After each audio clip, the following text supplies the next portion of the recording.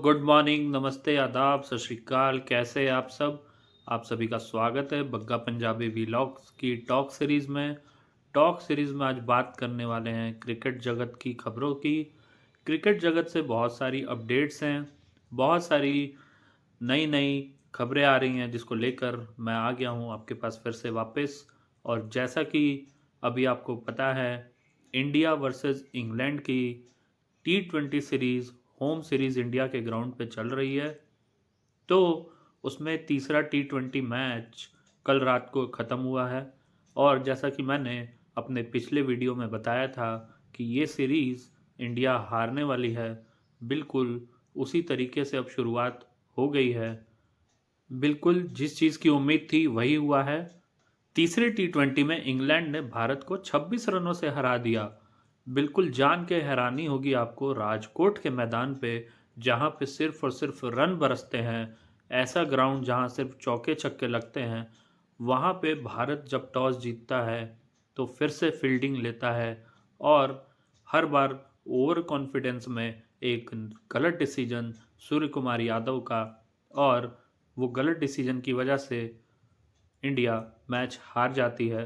क्योंकि अगर आप सपाट पिच पे फील्डिंग लोगे, भले ही आप ड्यू के बारे सोच रहे थे, लेकिन ड्यू उतना बड़ा फैक्टर नहीं साबित हुई और आपको सेकंड बल्लेबाजी करके भी हारना पड़ा।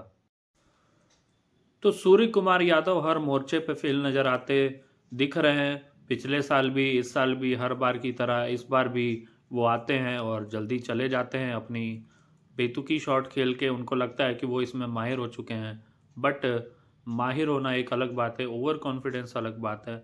और फिर से वो वैसी शॉट खेलते हुए आउट हो जाते हैं। संजू सैमसन, आप देख सकते हो, संजू सैमसन को तीनों T20 में एक ही तरीके से आउट कर दिया गया, अलग अलग बॉलरों ने, लेकिन वो वर्क करके आए हैं क्योंकि उनको पता है संजू सैमसन की कमजोरी क्या है। भले ही वो 2 T20 लगातार शतक मार के आए थे, मगर वो अभी इस T20 सीरीज में तीनों मैच में फेल नज़र आए हैं। बात करते हैं पहले इनिंग की। पहले इनिंग में इंग्लैंड ने जैसे तैसे 150 रन पे अपने 9 विकेट गंवा दिए थे और 90 से 100 रनों के अंदर 8 विकेट गंवा दिए थे। तो 8 विकेट गंवाने के बाद भी, 150 पे 9 होने के बाद भी वो किसी तरीके से 170 तक पहुंच जाते हैं, जो कि एक ठीक ठाक स्कोर था। बट ये ठीक ठाक स्कोर का पीछा आराम से किया जा सकता था, मगर भारत का इंटेंट शुरू से ही ऐसा लग रहा था जैसे वो इस गेम को हारने के लिए खेल रहा हो। तो मैंने पहले भी बताया था कि इंडिया ये सीरीज़ 3-2 से हारने वाली है। तो आप इस चीज़ में निश्चिंत हो जाइए कि इंडिया अगला मैच भी हारेगी और आने वाला अगला मैच भी हारेगी। यही दिखा, क्योंकि आप बहुत सारी चीज़ें नोटिस करेंगे। जब नोटिस करेंगे तो आपको ये देखने को मिलेगा कि संजू सैमसन का शॉट हो, सूर्य कुमार यादव का शॉट हो, या हार्दिक पांड्या। सबसे बड़ी बात, हार्दिक पांड्या के बारे में बात करनी ज़रूरी है। और साथ ही साथ अक्षर पटेल, वॉशिंगटन सुंदर, आप देख सकते हो कि वो एकदम से बैकफुट वाले मोड पे आ गए। मानता हूँ कि विकेट गिरी थी 2 या 3, मगर ये T20 का गेम है और T20 के गेम में लगातार आपको एग्रेसिव मोड में ही खेलना पड़ता है। मगर हार्दिक पांड्या अपने आप को पता नहीं क्या समझने लगे हैं कि वो महेंद्र सिंह धोनी जैसा काम करने लगे। उन्हें लगा कि मैं आखिरी में 10-12 का रन रेट भी चेज़ कर सकता हूँ, और वो बिल्कुल बॉल को धकेलने लगे, पुश करने लगे और स्टॉप करने लगे। सिर्फ़ और सिर्फ़ डिफेंसिव खेलने लगे। मेरे कहने का मतलब आप समझ सकते हैं, चाहे वो वॉशिंगटन सुंदर हो, चाहे वो अक्षर पटेल हो। इतना ज़्यादा डिफेंसिव खेलने का नतीजा ये हुआ कि जो रन रेट था वो 10 के करीब आ गया। और जब सच में एग्रेशन की ज़रूरत पड़ी, जब रन रेट ऊपर आया और भारत को तेज खेलने की नौबत आई, उसके बाद धीरे धीरे एक एक करके अक्षर पटेल भी चले गए, वॉशिंगटन सुंदर भी चले गए। और जब भारत को 2 या 3 ओवरों में 50 रन की ज़रूरत थी, एक वाक़या ऐसा आता है कि जो बिल्कुल चर्चा करने योग्य है। हाँ जी, जब आखिरी बॉल ओवर की उस पे हार्दिक पांड्या स्ट्राइक पे होते हैं, बॉल को वो बाउंड्री तक पहुंचाते हैं, आराम से 2 रन लिए जा सकते थे, वो अगर वो आधे पिच पे दौड़ के वापस आ जाते हैं। और नॉन स्ट्राइकर एंड पे ध्रुव जुरैल थे। बिल्कुल सही सुना आपने, ध्रुव जुरैल एक परिपक्व बल्लेबाज जिसने दिखाया है टेस्ट क्रिकेट में भी वो कि कितनी तेज खेल सकते हैं, कितना फास्ट खेल सकते हैं, और वो आराम से चौके छक्के भी मार सकते हैं। तो अगर आप सिंगल लेके स्ट्राइक ध्रुव जुरैल को देते तो क्या ध्रुव जुरैल नहीं ट्राई करते? अगले ओवर में क्या नतीजा होता है, स्ट्राइक पे जब आते हैं हार्दिक पांड्या, और जहां आराम से 2 रन लिए जा सकते थे वहां पे हार्दिक पांड्या सिर्फ सिंगल लेते हैं। तो जब हार्दिक पांड्या को बॉल मिलती है और वो घुमा के मारते हैं और वो बाउंड्री पे आउट हो जाते हैं पहली बॉल पे अगले ओवर की, तो क्या फ़ायदा हुआ? ना उन्होंने सिंगल लिया, ना उन्होंने स्ट्राइक चेंज की, और ध्रुव जुरैल को मौका नहीं दिया। तो उसका नतीजा ये रहा कि हार्दिक पांड्या खुद चलते बनते हैं।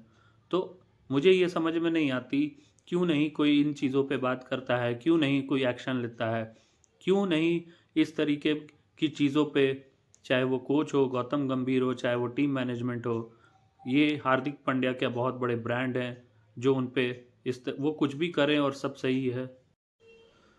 तो हम बात कर रहे हैं कि हार्दिक पांड्या अपने आप को पता नहीं क्या समझते हैं। उनको लगता है कि वो हर मैच अकेले दम पे जिता सकते हैं, बट यहाँ पे वो गलत साबित हुए और अगले ही ओवर में आउट हो गए, जिसका नतीजा ये हुआ कि इंडिया ताश के पत्तों की तरह बिखर गई और 26 रन से मैच हार गई। जहां एक समय आराम से इंडिया जीत सकती थी, एक बड़े मार्जिन 26 रन का मार्जिन कोई छोटा मार्जिन नहीं होता है टी20 में, एक बड़े मार्जिन से इंडिया हार जाती है। तो अब क्रिकेट की बात चल रही है तो क्रिकेट के दूसरे मैदान पे चलते हैं, श्रीलंका चलते हैं। श्रीलंका में ऑस्ट्रेलिया आई हुई है, अभी दूसरे दिन का खेल चल ही रहा है, और जो लेटेस्ट अपडेट है वो मैं आपको बता दूं कि श्रीलंका बहुत ही ज़्यादा बैकफुट पे आ गई है। ऑस्ट्रेलिया ने 600 रन बना दिए हैं, 600 रन बना दिए हैं सिर्फ 1.5 दिन में, और उनके सिर्फ 5 विकेट गिरे हैं। उस्मान ख्वाजा ज़बरदस्त डबल सेंचुरी लगा के आउट हुए, और साथ ही साथ स्टीव स्मिथ की बात करते हैं जिन्होंने 141 रन बनाए और इसी पारी में अपने 10,000 रन भी कंप्लीट किए टेस्ट क्रिकेट में। स्टीव स्मिथ एक ऐसा नाम जो जब शुरू में आया था तो अपनी बॉलिंग के लिए राइट आर्म लेग स्पिन के लिए जाने जाते थे, मगर धीरे धीरे उनको प्रमोशन मिली बैटिंग में और वो ओपनिंग करने आए। उसके बाद से उन्होंने पीछे मुड़ के नहीं देखा, चाहे वो ओपनिंग हो, चाहे वो नंबर 3 पे हो, चाहे वो नंबर 4 पे हो। उनकी सेंचुरीज दिन पर दिन बढ़ती जा रही हैं, और वो अगर इसी तरीके से खेलते रहे तो वो दिन दूर नहीं कि सचिन तेंदुलकर का रिकॉर्ड भी खतरे में है। जिस स्पीड से उनकी सेंचुरीज बढ़ रही हैं, तेंदुलकर का हो चाहे विराट कोहली का हो, वो रिकॉर्ड खतरे में है। आज के मॉडर्न ग्रेट की बात कर रहे हैं हम, स्टीव स्मिथ। सही सुना आपने, स्टीव स्मिथ एक ऐसा नाम है जो फेलियर कभी होता ही नहीं है। मुझे उनका फेलियर कभी दिखता नहीं है। अगर एक दो इनिंग वो फेल भी हो जाते हैं तो वो इतना टेंशन, इतने स्ट्रेस में नज़र आते हैं, या ऑस्ट्रेलियन मीडिया हो, ऑस्ट्रेलियन प्लेयर्स हो, और वो इतनी मेहनत करते हैं कि उनकी मेहनत बोलती है और उनकी जो एवरेज है वही बताएगी। और एक तरफ आप देखिए कोहली को, जो आज 13 साल बाद रणजी खेलने को आए हैं, और उनका मैच का लाइव टेलीकास्ट नहीं हो रहा था, दिल्ली वर्सेस रेलवे, और सिर्फ विराट कोहली की वजह से उसका लाइव टेलीकास्ट किया जा रहा है।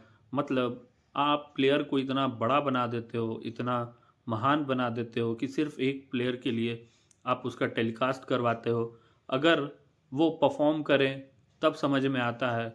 उनकी परफॉर्मेंस दिन पर दिन गिरते जा रही है।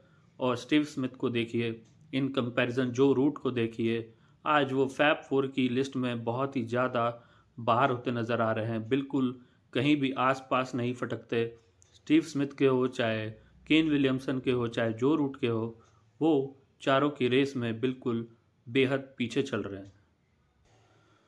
तो गाइज, अगर आप चौथे टी20 में अगर आप कुछ भी बैटिंग वगैरह करते हैं या ड्रीम 11 पे ही खेलते हैं, तो मैं आपको बस एक ही सलाह दूंगा कि आप इंग्लैंड के फेवर में जाएं, क्योंकि मैं आपको बता रहा हूँ इंग्लैंड जीतने वाली है चौथे T20।